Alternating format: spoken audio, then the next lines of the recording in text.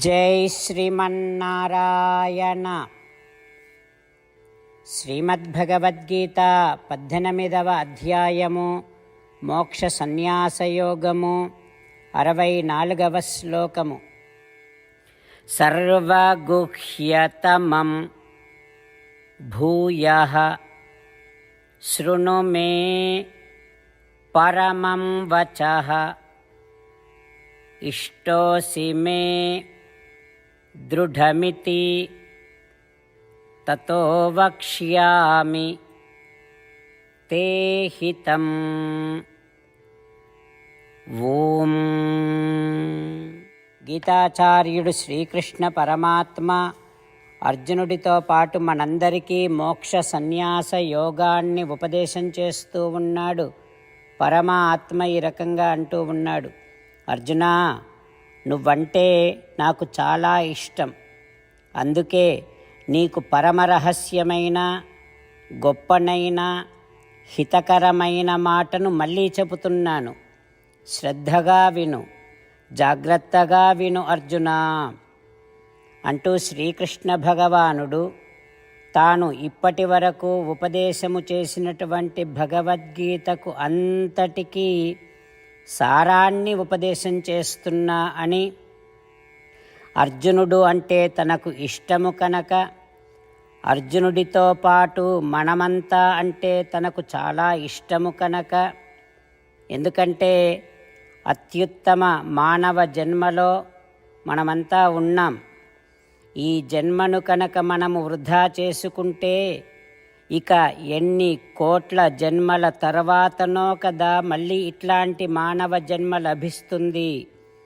ఆ విషయం తెలిసిన పరమాత్మ మనము కనుక ఈ జన్మను సద్వినియోగము చేసుకుంటే ఇక శాశ్వతమైనటువంటి పరమ పదాన్ని పొందవచ్చు అని తెలిసినటువంటి పరమాత్మ మనను అత్యంత జాగ్రత్తగా తరింపచేయడానికి భగవానుడు తపిస్తూ తాను ఇప్పటి వరకు చేసినటువంటి గీతోపదేశానికి సారభూతమైనటువంటి హితకరమైనటువంటి ఉపదేశాన్ని చేస్తున్నా అంటూ స్పష్టం చేస్తూ ఉన్నాడు.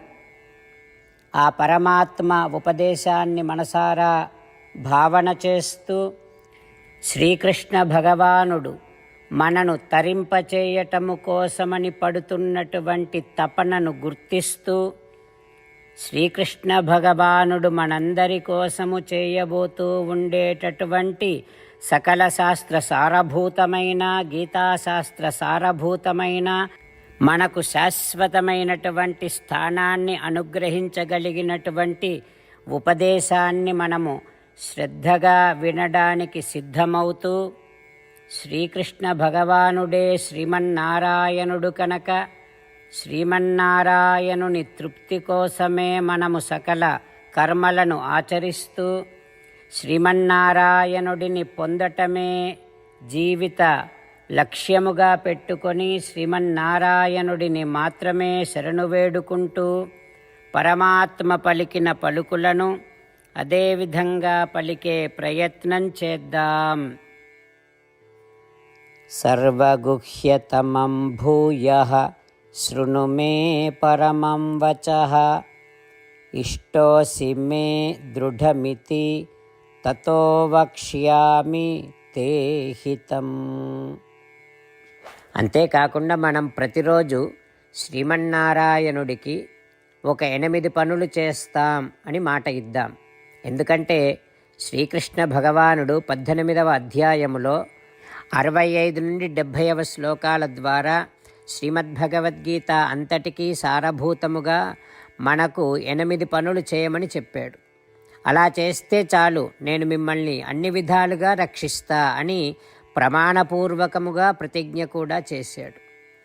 అందుకని శ్రీమద్భగవద్గీతను అంతటినీ విన్న తర్వాత అర్జునుడు కూడా చివరకు కరిష్యే వచనం తవ, కృష్ణ నువ్వు చెప్పినట్టే చేస్తా అని అన్నాడు. కనుకనే భగవానుడు అర్జునుడికి అన్ని విధాల విజయాన్ని అందించాడు. మనం కూడా ప్రతిరోజు శ్రీమన్నారాయణుడికి ఆ రకంగానే మాట ఇద్దాం. 8 పనులు చేస్తాం అని మనము మాట ఇస్తే అది అష్టాక్షరీ మహామంత్ర జపము చేసినటువంటి ఫలితాన్ని మనకు ప్రతిరోజు ఇస్తుంది. ఇట్లా మాట ఇవ్వటం కంటే గొప్ప పూజ, యజ్ఞము, తపస్సు మరొక్కటి లేనే లేదు. అందుకని నేను అంటూ ఉంటాను, మీరు మనస్సులో భావిస్తూ ఉండండి. ఈ రకంగా మనము మాట ఇస్తూ ఉంటే శ్రీకృష్ణ భగవానుడి ముఖారవిందములో కలిగేటటువంటి ఆనందాన్ని మనం ప్రతిరోజు దర్శిద్దాం, ఆస్వాదిద్దాం. జై శ్రీమన్నారాయణ. హో శ్రీమన్నారాయణ, నువ్వు చెయ్యమన్నట్టే నేను నిన్నే సంతతము ధ్యానము చేస్తూ ఉంటా. హో శ్రీమన్నారాయణ, నువ్వు చెప్పినట్టే నేను నీ భక్తుడిగానే ఉంటా. హో శ్రీమన్నారాయణ, నువ్వు చెయ్యమన్నట్టే నేను నా విధులను, కర్తవ్యాలను నీ సేవగా, నీ తృప్తి కోసమనే సక్రమంగా నిర్వర్తిస్తూ ఉంటా. హో శ్రీమన్నారాయణ, నువ్వు చెప్పినట్టే నేను నీవాడిని అనే మహావిశ్వాసముతో నీకే నమస్కరిస్తూ ఉంటా. హో శ్రీమన్నారాయణ, మామేకం శరణం వ్రజ, నన్ను ఒక్కడిని మాత్రమే శరణు వేడుకో అని నువ్వే అన్నావు కనుక నేను నిన్ను ఒక్కడిని మాత్రమే శరణు వేడుకుంటా. హో శ్రీమన్నారాయణ, మా శుచః, ఇక దుఃఖించకు అని నువ్వే నాకు భరోసా ఇస్తున్నావు కనుక నేను ఇక దుఃఖించను. హో శ్రీమన్నారాయణ, నువ్వు చెప్పినట్టే నువ్వు నా కోసమని అనుగ్రహించినటువంటి శ్రీమద్భగవద్గీతను ప్రతిరోజు కనీసము ఒక్క శ్లోకాన్నైనా జ్ఞాపకం చేసుకుంటూ శ్రీమద్భగవద్గీతను అనుసంధానము చేస్తూ ఉంటా. హో శ్రీమన్నారాయణ, నువ్వు చెప్పినట్టే నువ్వందరి కోసమని చెప్పినటువంటి శ్రీమద్భగవద్గీతను తెలియని భక్తులందరికీ తెలియచేసే నా వంతు ప్రయత్నాన్ని నేను నిరంతరము కొనసాగిస్తూనే ఉంటా. హో శ్రీమన్నారాయణ, నేను నువ్వు చెప్పినట్టే చేస్తా, నీకు నచ్చినట్టే ప్రవర్తిస్తా, నీకోసమే పని చేస్తూ ఉంటా. కరిష్యే వచనం తవ. సర్వగుహ్యతమం భూయః శృణు మే పరమం వచః. ఇష్టోసి మే దృఢమితి తతో వక్ష్యామి తే హితం. ఓం. సర్వగుహ్యతమం భూయః శృణు మే పరమం వచః.